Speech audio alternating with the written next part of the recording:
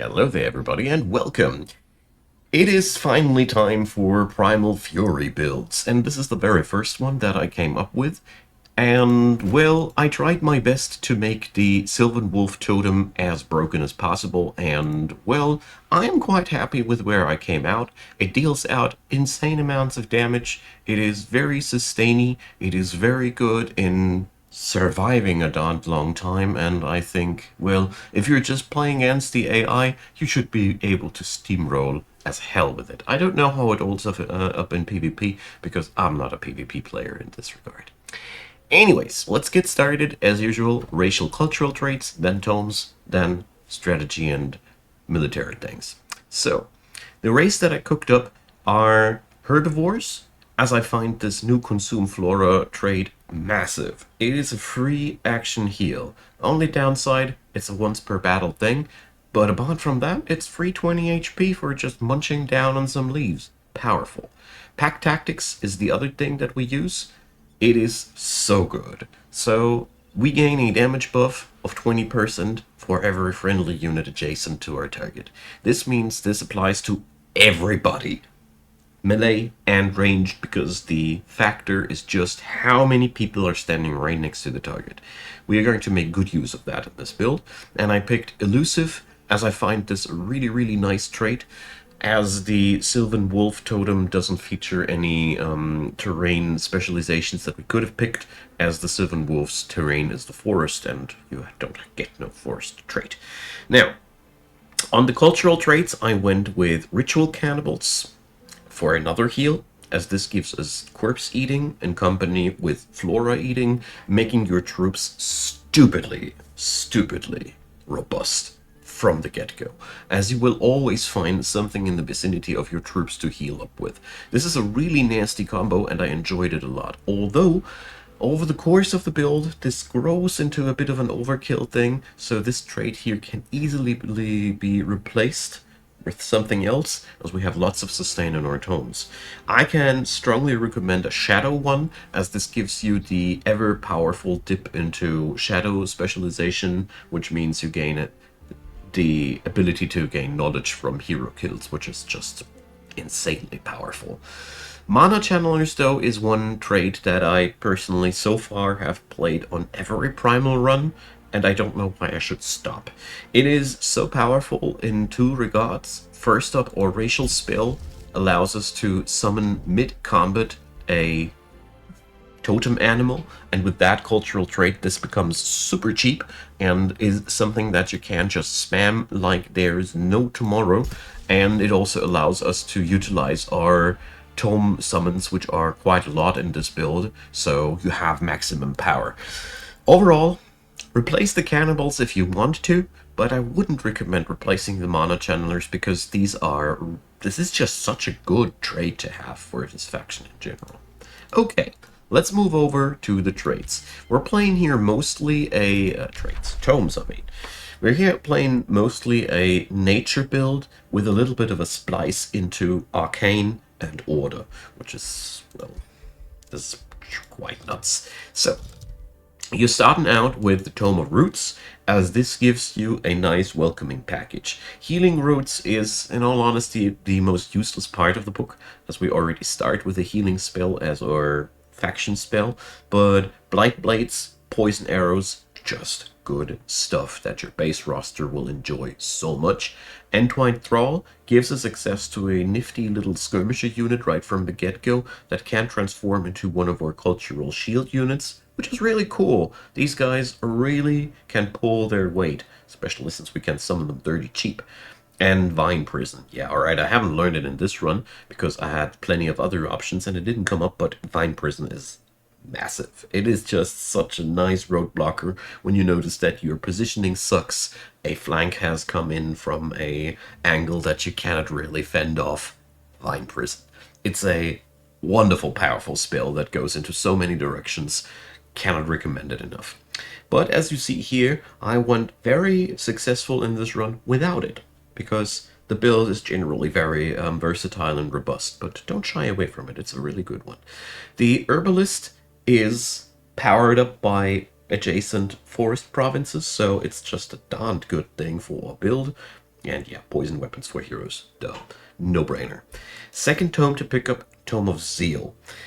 Mostly for Legion of Zeal, as this gives us a nice little extra splash. We gain extra damage. Alright, we don't have really the big AoE condemnation abilities, which is a bit of a shame, but apart from that, you get so much for just one research. That's why I love it. You get a lot of efficiency out of that.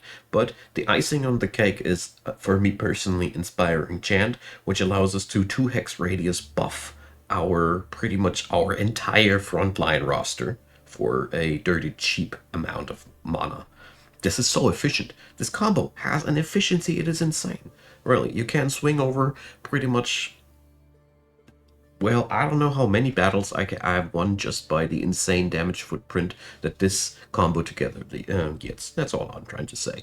Also, Summon Zealot comes into our build extremely well because we have that mechanic of the more people around or burst target, the more damage. So these guys are the best swarmers you could ask for. Dirty cheap, just 30 mana, rack them up, pull them around the target that you want to blow up, and it's a done deal. They are awesome in that regard, and they solve your condemnation issue, which also enables your army to deal more damage. And don't forget that condemnation makes them more susceptible to statuses. Not that we have so many statuses in our build, but maybe you can utilize that with some off-color units that you get via the Rally of the Lieges or cages or events. You get all manner of interesting units in every run.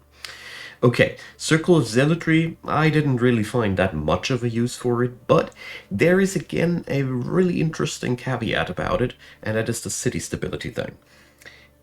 Primal cities tend to grow rampant due to their high food income.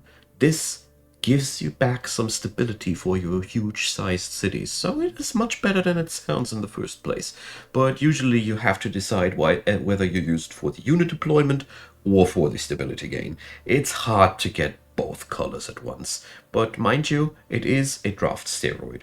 At the end of the day, that's the primary function. Good. Tier 2? Well, Tome of Glades. I already mentioned it in the previous video. Tome of Glades is just such a godsend for the Primal faction in general. It upgrades your Tier 1 archers with Glade Runners and your Tier 1 shields with Entwine Protectors, which basically gives you the ability to replace your entire piddly Tier 1 roster with some massive, good, nice units. So once you hit the point where you have these units available, you don't need to care if some of your tier 1 units die, because you should be producing these bad boys in the homelands / summon any losses on the fly back up with Entwine Protectors. It is stupidly good. You can just cycle up your armies with that strategy. I love this a lot. Aspect of the Root gives you some icing on the cake, as this ability, it is just so insanely powerful, especially for your shields and polearms, as this is your tier 1 and tier 3 units, and these Ancestral Wardens, oh, they benefit so much from the personal ability to just burst heal themselves by 30 HP. Love this. This is so good for this culture. Create Forest is also, especially for the Sylvan Wolf faction, they are the best users of this book in my opinion, as Great Forest. If you prepare this spell on your backhand, when there will be a big fight against a huge AI stack, use this, as your units can gain the Frenzied ability on Forest, which means whenever they attack, they gain strength and buffs. This Create Forest spell gives you the ability to just trigger that wherever you want to fight, if you have the momentum to attack first on your enemy. Insane value. I haven't seen such power behind a terraforming spell quite often in this game. And Leaf Skin, yeah, alright, there's not much more to say about this. The +1 resistance is just nice, but it is quite costly, so I would even say you can stall that. If you have other tasty projects, this is something you can do if you have all your other priority things gone, because it's a lot of mana. And, well, it depends on your situation, I'd say. The Sacred Meadows are really, well, it is really nice that you can buff your city stability with conduits, but beyond that, I didn't find these to be the big thing here. But Forest Warden, so yeah, another bonus for your entire army if you're standing in a forest. So you see the synergy is crazy. I personally think you can totally take over a game just from this point on against the AI, because you have now super powerful armies, you have buffed up elemental damages, you have extra steroids to heal up your army, to buff up your armies, and you have extra healing abilities. But it even gets better once we pick up Tome of Famists, the new one from the Primal Fury DLC. It gives us a real skirmisher, a tier 3 skirmisher that can't just hop back after attacking, which is really nasty, and a sick ranged attack that just randomly debuffs the enemy. Really good stuff. These mistlings, they can always fill up your ranks wherever you want, wherever you can afford them. Really, really good stuff. I love these little guys. Staves of Mist allows your supporters to go even more nuts, giving them a free touch heal thing, applying the Clinging Mist buff, which debuffs the accuracy of the enemy. This is so powerful because your animists really do need some extra oomph behind their healing to be really good.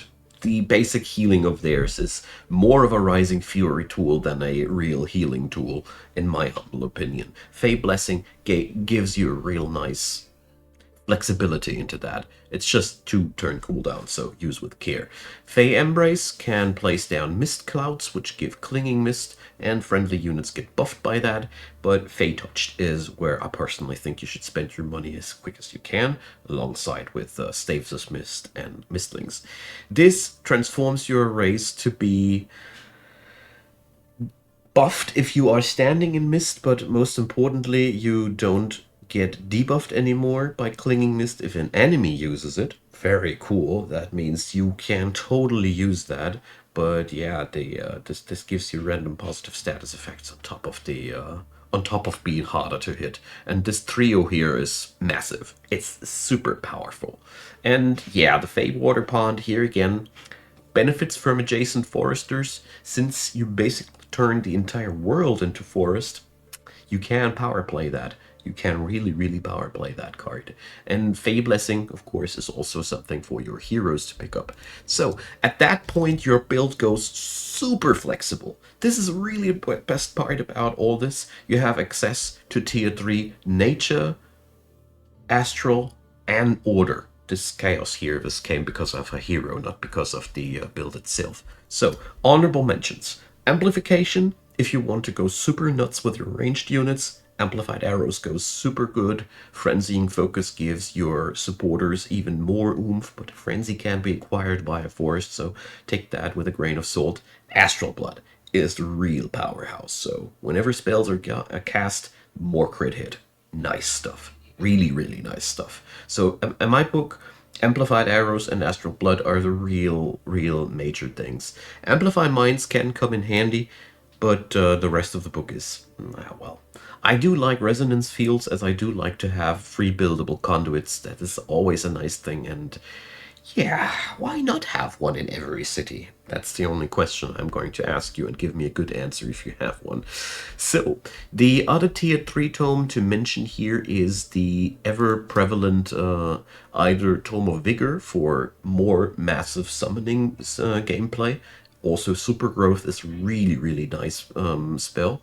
Or Tome of Cycles for souping up your projectiles into a really nasty decay spreading machine, and more sustain, and an insanely powerful supporter that can even raise the dead. I personally wouldn't go for either of these because I'm not a big fan of both of these. I'm personally, Amplification would be my personal choice, plus either Subjugation or Sanctuary, depending on my personal mood. But also, all of these tomes are really good choices, and you can totally adapt into the current situation, whether you need a better backline, or if the game benefits from a lot of archers because the enemy is susceptible to that, or Sanctuary here gives you insanely durable units. It's beyond stupid how hard it becomes to kill your guys once you have Sanctuary going on, as you gain really nice resistances, especially against statuses. Keeper's Mark is giving your dudes a second chance whenever they go to 0 HP. You have a burst heal beyond stupid, and your home turf is really hard to conquer. Subjugation, on the other hand, gives you moral gameplay. As you see here, Intimidating Aura debuffs the enemy's moral for everybody standing right next to them. And due to the pack tactics that we are following, we can totally utilize Intimidating Aura to its full extent. Therefore, it's a real power card, offering you a option for troops that are sturdy, hard to kill, and units, especially the industrious, come to mind, can be cracked open with this tactic, as you can sustain like hell, they can sustain like hell, but with this tactic you can break their moral, and that is just an idea on the side. All in all, go with the tier 4 tomes wherever you please. These are all insanely good. I personally would always recommend to pick up the Tome of Paradise, because the battlefield-wide distraction and battlefield-wide plus 15 morale alone from the exhilarating pollen is beyond nuts. And Gaia's Chosen. Yeah, who doesn't like Gaia's Chosen? Another honorable mention that is accessible to this build because of our build path. If you picked Amplification, you can also go for Astral Mirror for more versatility, as you can just reflect enemies' choices. So whatever is good on their end can be used from you as well. Or Astral Convergence for explosive summons, as we have lots of abilities to go for that. And yeah, Astral Omen is just really nice. But you have to decide which major racial transformation you go for, after all. Good. That all being said, let's talk a bit about strategy.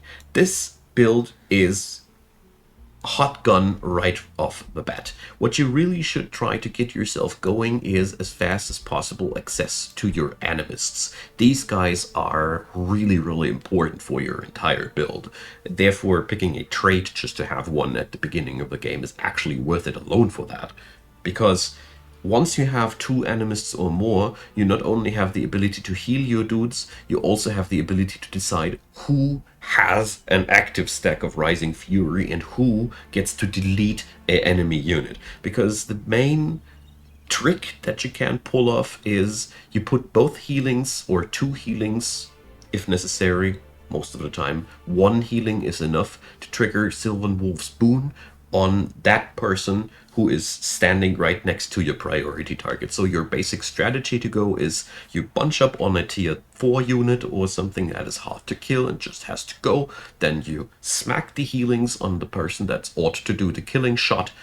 And yeah, the rest will be Sylvan Wolf's Boon plus pack tactics, going for big fat splat. You know, it really deals a lot of damage, especially once your moral is positive and you get to crit. And this trick you can pull off right from the bat, as soon as you have an animist. This is the craziest part about it. This tactics does not need anything except for this dude. Therefore, rush that tier 2 town hall as quick as you can. In the meantime, Primal Daughters and Protectors should be spammed. In the early game, I try to get an output of these guys constantly. If I can afford, I even try to summon Entwined Thralls wherever I can. The point behind that is, as long as you keep racking up troops, you can just keep conquering the world around you, and you don't need to mind the losses, as the losses are basically necessary. If you lose somebody, a protector, replace it either with an Ancestral Warden or an Entwined Protector. If a Archer dies, replace it with a Glade Runner. And try to get your rosters full of animists. I'd even go of 18 units, 5 to 6 animists, depending on how you skill your heroes. I personally went with my heroes all in to turning them into kind of like animists themselves, giving them spiritual healing.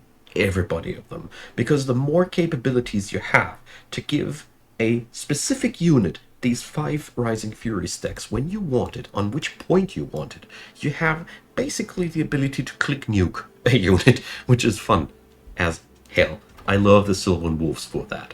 Now, Apart from that, you should really try to, in my personal opinion, try to have one or two primal chargers at some point. I didn't find them that useful for this build because we are more of a tanking and spanking combo, and these guys, well, they have good backline access, but you know who also got good backline access? Your Primal Wolf. And since these guys are so prevalent and so accessible, I haven't used the Primal Chargers too much. Tell me what I'm doing wrong if you think that these are useful beyond a point that I didn't understand, but I haven't missed them too much. I had one or two of them, but I felt always like another Ancestral Warden, another Animist would have been more useful, slash later down the road an Endwide Protector or a Glade Runner.